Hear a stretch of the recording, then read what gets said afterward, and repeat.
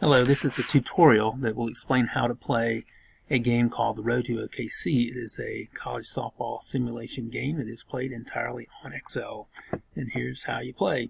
I've got two teams already set up to go at it. Actually, a game that I just recently played. It would be 2013 Oklahoma and 2019 UCLA. The way that you pick teams would be to use a macro. I have a macro icon up here in the upper left. If I click that, it shows me my macros, and so I would pick an away team and a home team. The away team might pick like Auburn here, and I would hit run. I'm not going to do that because I'm going to leave these teams there. And after doing that, I would scroll down and hit a home team. So I've got about 50 teams you can choose from. But we're going to play with these teams. Another way you can find your macros is to hit Alt and F8, and they will also come up. So you see this would be like the starting lineups for these teams. And below that, you would see the players on the bench. And also, you'd see a lot of statistical information on the players and some biographical, where they're from, their uniform numbers. And if you go all the way to the right, special treat, you'll actually get to see the players. That's Oklahoma, and those are from UCLA. So the other thing that you want to get familiar with quickly are these buttons here that roll the dice. And if you click them, you'll see some things flashing. And you can there's two roll dice buttons. You can use this for the away team, this for the home team, although they produce the same result, so it doesn't matter which one that you click. And one other thing, just to make things easier, because when you hit this, basically that's the same as hitting the F9 button. It calculates.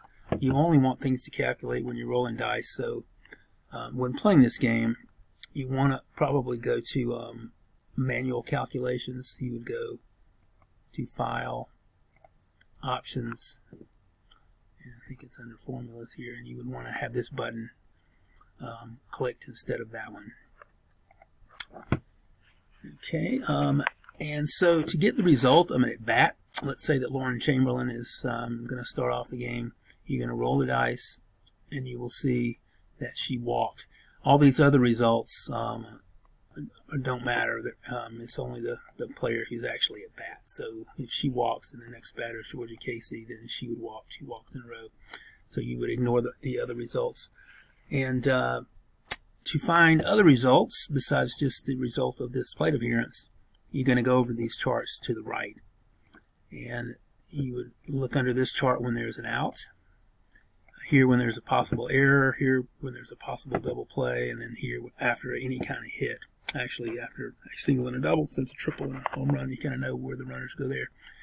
And so let's say Kehlani Ricketts was just batting, she got an out, and if there's nobody on base, you would see that she grounded out to first base. Or if there were runners on first and second, she might have grounded into a double play. So you would come down, you don't have to roll the dice again, and with runners on first and second, she would have indeed grounded into a double play, 4-6-3, or in this case it would have just been a fielder's choice.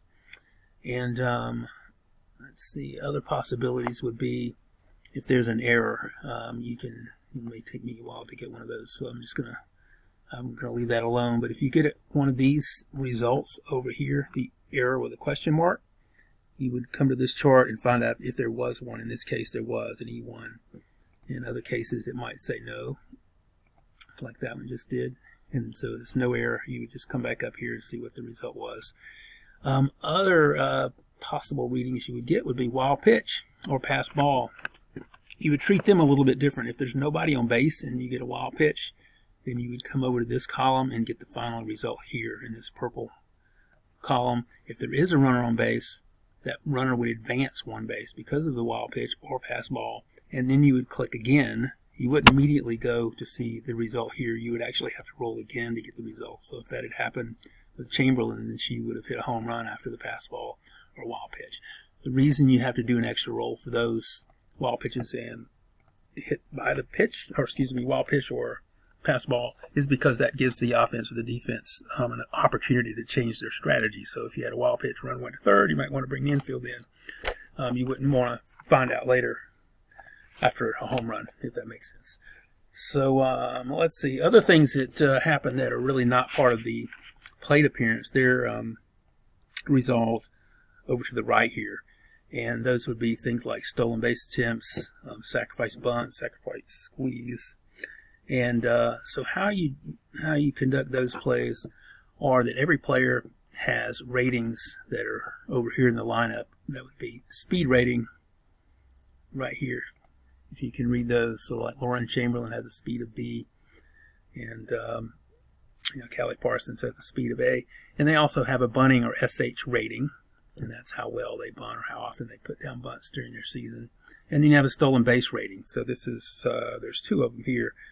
There's H+, there's M, L. So you would then use those ratings when you're attempting these plays. Now with a stolen base, it's a little more complicated because it's not purely based on these letter grades, but also on these number grades. So every time a runner reaches first base, so let's say that for example, Shelby Penley has just walked. Then you'll look down at this red number under the green column. And if the number is between the numbers of their steal rating, like hers is 5 and 6, but it's 11. So if it's in between those numbers, if it had been a 5 or a 6, the chances for stealing would have been favorable.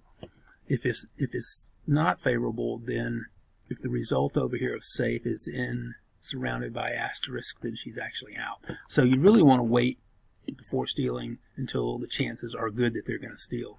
So even someone who has a low chance of being safe, if she gets a favorable number here, she still has a pretty good chance and it's usually worth it. But if you don't get the favorable rating, you probably only want to do it in more drastic situations. Let's say your game's tied and there's 2 out, runner on first or something, and you got a really good base stealer, you might still try it to get her in scoring position. All right, so sacrifices and squeeze plays, they work the same way. And this one here is if you were to attempt to steal and get a result here that says DEF, which means defense, then you would have to go to the team's steal defense rating. Like, for example, Oklahoma's is an A, UCLA's here is a B, and then you would get the result of that steal here. So that rewards teams that are really strong defending the steal. Those teams might be an A or an A+, and they would more likely get you out. All right, and finally, this is called a chance rating. So sometimes you will get a result in the hits or other opportunities over here where you'll have a C, or you'll see let's see. I don't think I have one to come up to show you one. But sometimes you'll get a result that has a C in brackets. And when that's the case, so it might say something like, a runner's on first and you got a hit and you have a C chance. And then you have the offense has a chance to say if they want to send that runner to the extra base. And what you would do is you would see what the player's speed rating was. So like Georgia Casey is a B here. And if you wanted her to try that extra base, you would just roll down here and see what her chances were, whether she was safe or out. Okay, so I'll kind of bundle all that, but hopefully that made sense in the long run. There'll be opportunities to steal bases where you have to, as a coach, decide if it's worth it or not. Okay, so what else do I have to tell you?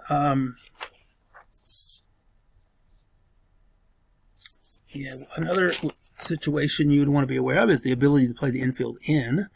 And under the outs chart, if you're playing the infield in and you see a slash mark, like you see there, that tells you what the result would be if the infield was in versus if it's not in. So on the left side, it would be the infield is playing at normal depth. So let's say you had a runner at third, you were playing at normal depth, ground ball to the second baseman, the runner scores. But if you'd had the infield in, she would have held the runner and thrown to first. So the play would be 4-3, but nobody scores. Okay, so, and obviously I think most people would understand the risks involved in having the infield in. There's more chance that you're going to cut off the runner at home or prevent them from advancing, but also greater chance that the ball is going to be knocked through for a single that would have been an out. You'll occasionally get that. So, all right, now here's back to this little C thing that I didn't explain well before. Here's an example of that, of where a runner on third and you have the infield in and you get a C chance. Okay, so you got a runner on third, and depending on who it is, if you've got an A or an A+, a really fast runner, you might want to try to risk it and go, and she might be safe. But if it's a slower runner, you might you want to be more conservative, could be thrown out. So that's how those work. And I've got about 5 minutes left. Let's see what else I got. Yeah, I think I'm doing well. I can also explain a little bit about the scoring of a game. This is how you keep score, obviously, and the game also has a box score that tabulates and calculates automatically. So you can see in this game, Lauren Chamberlain did pretty well, 2 for 2, hit a home run. And down here, I haven't been talking about UCLA. So Alea Jordan, she was 2 for 4 in this game, struck out. So these are all being added up automatically for the most part. And it's because I'm using a certain system of keeping score, of denoting how each bat is turning out. You can score it however you want, but if you want it to add up correctly, then obviously you'd want to use the scoring system that I have invented. So you notice here that I've got different notations for what happened. All these zeros, or O's, they're small O's, those are outs. W is a walk there. I've got a 1B for a single, got a home run. And if someone scores a run, then I will put an R next to it. In the case of a home run, the R is already there, so I don't add one. But let's say this person who singled had scored, I would put 1B R, and it would give her a run scored after you can see it there after I retabulate it, but I'll keep it the way it was. And so let me show you what the scoring symbols are. And one other thing before I do that. Okay, so you notice that these columns are not for every inning, but for every plate appearance. So I need something to denote when the third out was made. So the way I do that is I'll put my cursor over where the last at bat was of the inning, and I'll hit this button that says out 3, and then it'll automatically bring in that underline there, so I can tell that was the first inning, that's the second inning. All right, and I update this manually, so I'll type in the O or the 1 or whatever happened in the inning, but this automatically totals if you're scoring correctly. All right, so let me go over here to show you what the symbols are when you're keeping score. Okay, so this is a single, and that's a double, obviously, and a triple and a home run.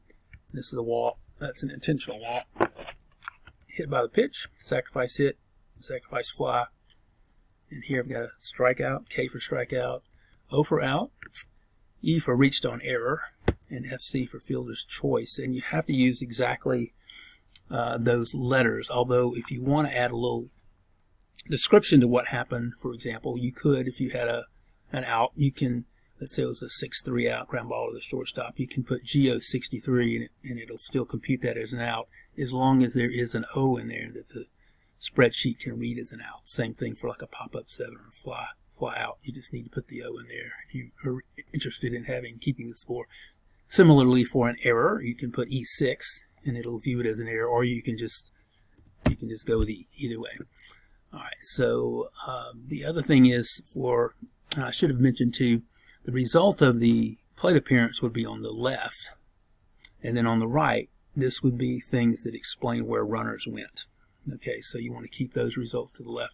And the other thing you want to record are singles and RBIs. Runs and RBIs. If a run score, you'd put 1BR or whatever it is, WR, you just want an R in there. For RBIs, it's period. So if it's a 2-run double, it'd be 2B with 2 periods. So periods for RBIs, the R letter for a run scored. And then finally for what happens when they get on base. S is for stolen base, C is for caught stealing, W for wild pitch, P for pass ball, E for an error. This is not reached on error, but an error in the field. So for example, you get a base hit, you go to second because of an error. That would be the error you would note there. And you can also put the bases, what base they went to. So right there for me would mean she stole second base, caught stealing at third, wild pitch, hit home, wild pitch, and went home on a wild pitch. You don't have to put that, but that just helps you kind of keep up with where the batters are. And I think I just got about 30 more seconds. The other thing, I'll over here I'll put notes. For example, you see over here I had a couple of pinch runners for UCLA, so I just noted that. Vines came in and pinch ran in the 4th column, which was the last inning. And is that about it? Yeah, I think so. I hope you'll try out the game. I think it's a lot of fun, but there is a learning curve to it. It's kind of complicated. It's not real simple at first, but once you get to know it, I mean, I can play games literally in 5 minutes if I just if my only goal is to speed through it. Thanks.